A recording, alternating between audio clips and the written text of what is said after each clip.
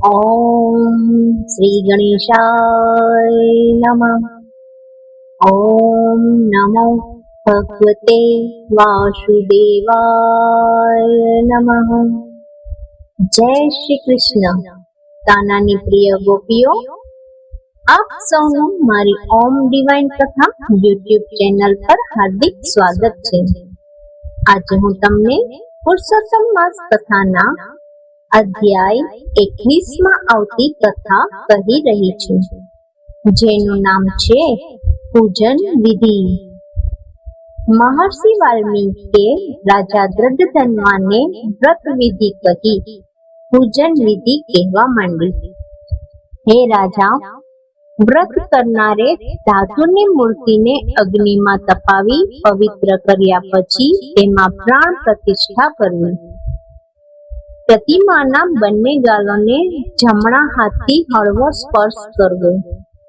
તે પછી બંને હાથ જોડીને કહેવું કે હે પરમેશ્વર, આ મૂર્તિમાં આપના પ્રાણનો પ્રવેશ થાઓ.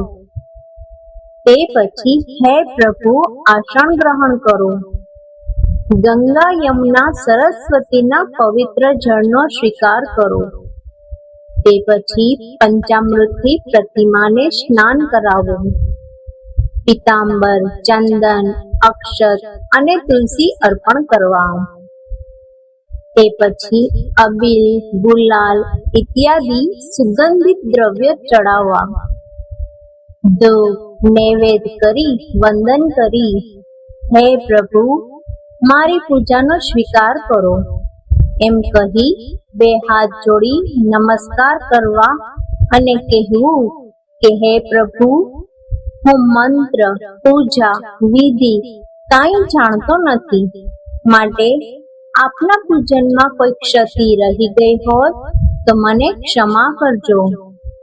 આ પ્રમાણે પૂજન વિધિ કરનાર મૃત્યુ પછી વૈકુંઠ લોકને પામે છે. બોલીએ શ્રી પૂર્ણ પુરુષોત્તમ ભગવાનની જય. હે પ્રભુ શ્રી કૃષ્ણ, આ પવિત્ર પુરુષોત્તમ માસમાં ભક્તિ, શ્રદ્ધા અને સારા કર્મ કરવાની અમને બધાને શક્તિ આપજો. જે કોઈ આ કથા શ્રદ્ધાથી સાંભળે કે કરે, તેમના તમામ દુઃખ દૂર થાય અને તેમના જીવનમાં સુખ શાંતિ આવે.